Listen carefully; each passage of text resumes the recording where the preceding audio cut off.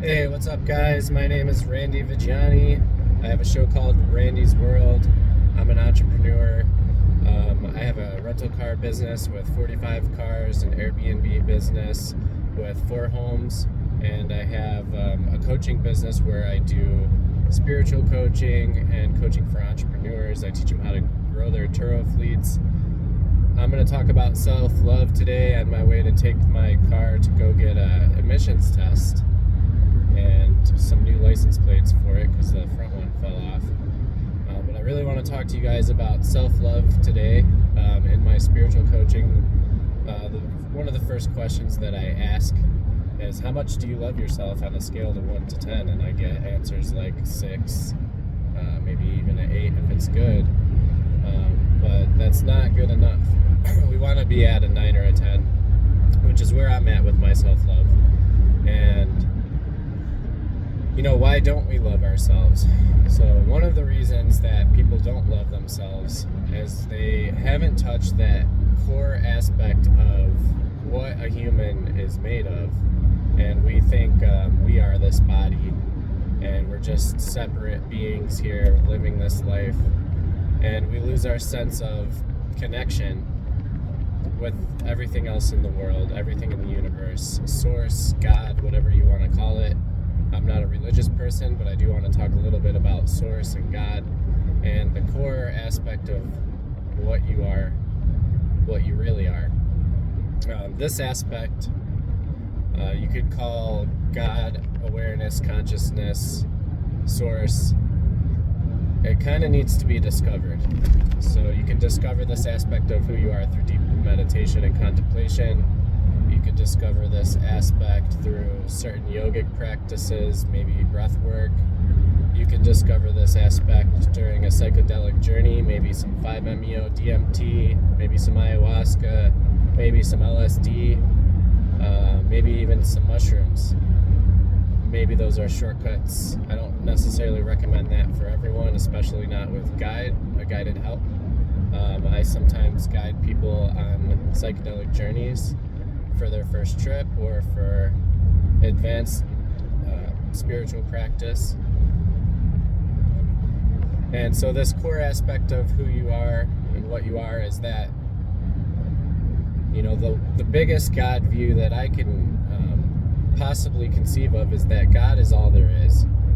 And so scientifically, they use this certain collider to try to discover the smallest things in the universe. So it's a big telescope, miles and miles long. It goes in a circle and it provides so much power to see so deep into atoms and protons and neutrons that clash into each other at the speed of light or greater than the speed of light. And it's a test that they do, and one of the discoveries that they made was a Higgs boson particle. And also one of the discoveries they made, it's called epigenetics in science, where there's an aspect of the nucleus of an atom that when you observe it, something appears. And this something that appears is in every atom. And it's only appearing when you observe it. And so you can observe this thing and it appears, and the same thing appears in everything. It's in space, it's in your body, it's in every cell of your body, it is in everything on this planet. So this God particle, the point of source, the point of creation, is actually part of the expression of the world, which we can call this expression unconditional love. The expression of all there is. And so if this expression of unconditional love exists within you as the core, as the source of who you are and what you are, then it might be good to become aware of this source, because it has power. It has stored energy, it has infinite energy stored within it. And this infinite energy is called love, and you can be aware of it and access that infinite amount of love within you all of the time. Anytime that you draw your attention to it, you can do it. So Some practices in the yogic tradition may include just bringing your awareness and attention, kind of like prayer does, to God, to this infinite source, and kind of accessing that power and love within. And when you touch this dimension, in certain yoga traditions, they call it chitta. And once you touch it, you can't forget it. It's with you in your memory forever. And it's something that you can go back to and draw attention upon time and time again.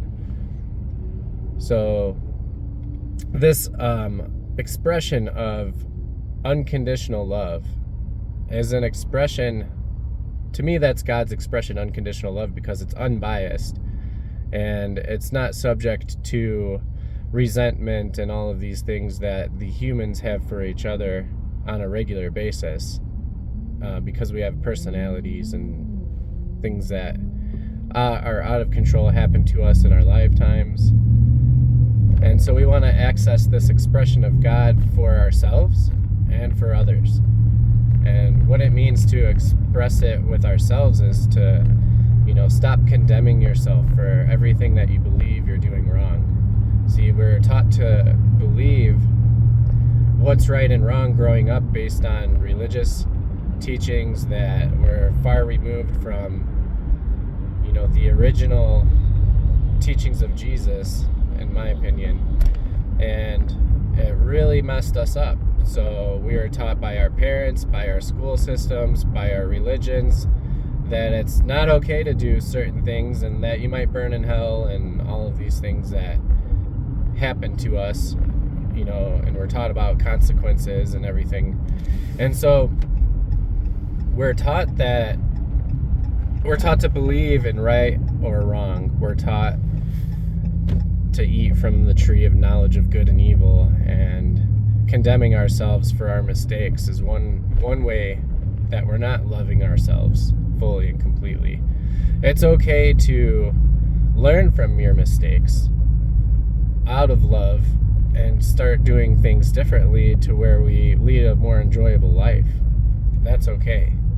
But to not see it as a lesson and to see it as we're bad and we are wrong is further from the truth and bringing us away from love for ourselves every time we do it.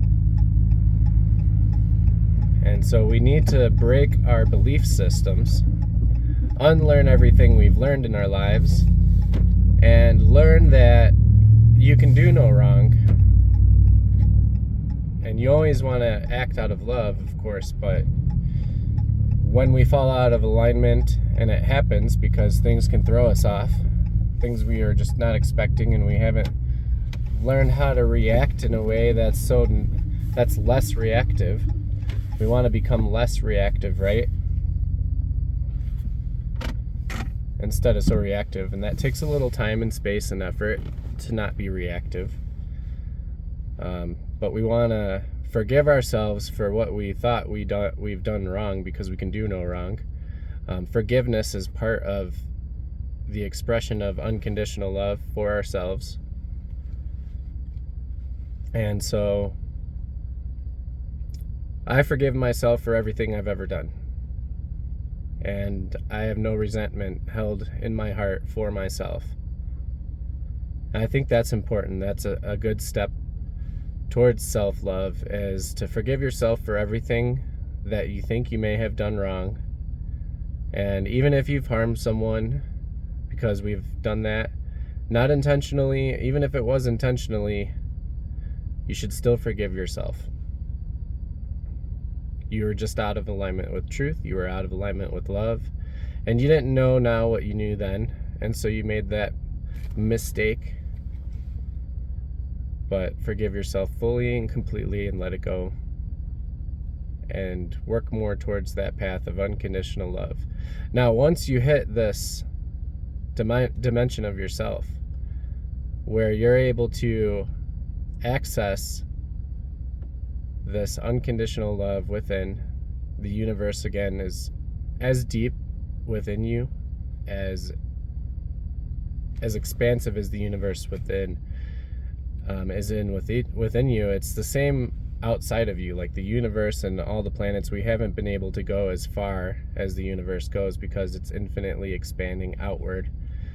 Just like this dimension within you is infinitely expanded within you. They have not made a certain telescope yet that can go deep enough to see how deep we go on the inside, on each particle in your body, how deep that goes.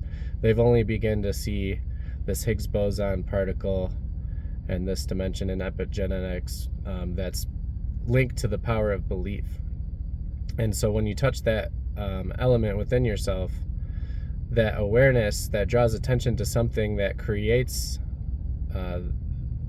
change, basically, it's your epigenetics is meaning that your cells are always reading the environment, they're reading your words, your actions, and the cells begin taking action based on your beliefs and what your body believes without you even saying something, because of its environment that your cells are in when you're eating toxic foods and things like that. So back to self-love, drawing your attention to this infinite love that already exists within you, God's unconditional love, you begin to start loving yourself unconditionally. And from that place where you've forgiven yourself for everything that you've done wrong, and you realize you just fell out of alignment from time to time, you can actually begin to forgive others for everything that they do wrong, and understand that they were not wrong, they were just learning and growing, and they were maybe in a state of lower vibration because of something happening to them where it was putting them out of alignment with their own self-love. And so forgive them fully and completely and let it go, and start loving others unconditionally as you love yourself unconditionally. And if you can't love other people, places, and things unconditionally, then you're not loving yourself unconditionally either. So that's all for now. I'd like to continue to expand on this topic.